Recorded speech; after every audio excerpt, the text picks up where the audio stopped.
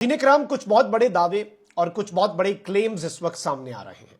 एक जानिब तो एस्टैब्लिशमेंट के हवाले से कि एस्टैब्लिशमेंट ने क्या अगली हुकूमत की गारंटी दे दी है, इमरान खान साहब की किस्मत का फैसला क्या मुक्तदरा के लेवल पर हो चुका है, और अगली हुकूमत की गारंटी के हवाले से क्या नवाज शरीफ साहब चौथी मरतबा पाकिस्तान के वजीर आजम बनने वाले हैं। इस हवाले से बड़ी आम तरीन डेवलपमेंट्स हैं जो आपके सामने रखनी है। मंसूबा क्या है और मंसूबा साजों का मंसूबा किस तरह से पब्लिक हुआ है, उस पर भी बात कर लेते हैं। निगरान वजीर आजम के मामले पर नून लीग ने एक बड़ा यू टर्न लिया है और इस वक्त पता नहीं लग रहा कि ये क्या करना चाह रहे हैं। सज्जी दिखा के खब्बी मारना चाह रहे हैं या वारदात क्या है, ये सारी चीजें देखनी होंगी। लेकिन यहां पर मैं आपको ये बता दूं कि इसके साथ ही साथ कुछ और बहुत बड़ी डेवलपमेंट्स भी हैं।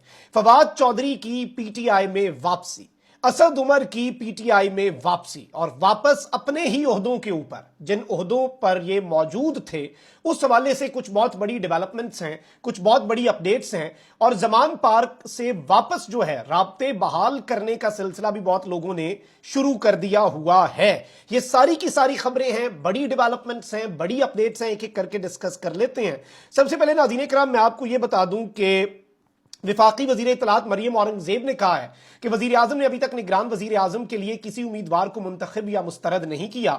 इन्होंने कहा कि वजीर आजम की तकर्री आइन में तयशुदा तरीक़ाकार के मुताबिक होगी। वजीर आजम मौजूद तरीन उम्मीदवार के लिए इत्तेहादी जमातों से मुशावरत करेंगे और मुस्लिम लीग नून के कायद नवाज शरीफ से रहनुमाई लेंगे और अपोजिशन लीडर से फिर उसके बाद मुशावरत करेंगे। अलबत्ता सूरत हाल यह है नाज़रीन कराम के 12 अगस्त को असम्बली की मुद्दत पूरी हो रही है और गुज़श्ता दिनों शहबाज शरीफ ने ऐलान किया था कि हम मुद्दत पूरी होने से पहले जाएंगे और निगरान हुकूमत आएगी, 90 दिन का टाइम होगा, इलेक्शंस करवाने होंगे। लेकिन मामला इतना सादा नहीं है। पहले बात हो रही थी कि 5 नाम कंफर्म हो चुके हैं। ये नाम सियासतदानों के हैं, ये नून लीग की तरफ से कहा गया, फिर पीपल्स पार्टी की तरफ से कहा गया कि 5 नाम हैं, लेकिन इनमें सियासतदान भी हो सकते हैं, ब्यूरोक्रेट्स भी हो सकते हैं। ये चीज भी सामने आई और इस सब के अंदर जो दिलचस्प चीज है वो ये है कि अब ये कह रहे हैं कि किसी नाम का इंतखाब नहीं हुआ या किसी को मुस्तरद नहीं किया, किसी को रूल आउट नहीं किया। रूल आउट किए जाने वाला नाम आपको पता है कि सिर्फ इसहाक डार साहब का था, कि जिस नाम का पहले चर्चा हुआ फिर उसे उड़ा के रख दिया गया, सबने उसके ऊपर एतराज किया। नून लीग के अंदर एक 2-3 धड़े हैं, उस धड़े ने भी अपना रोल प्ले किया कि इसहाक डार साहब को इस सिस्टम इस पोजीशन से हटवाया जाए और इस पॉसिबिलिटी को बिल्कुल रूल आउट कर दिया जाए, माइनस कर दिया जाए। तो that was also something very important.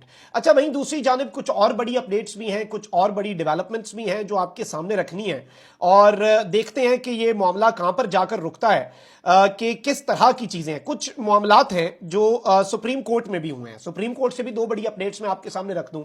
Supreme court में सिविलियंस के फौजी अदालतों में ट्रायल के खिलाफ केस में एक बार फिर फुल कोर्ट बनाने की दरखास्त दायर कर दी गई।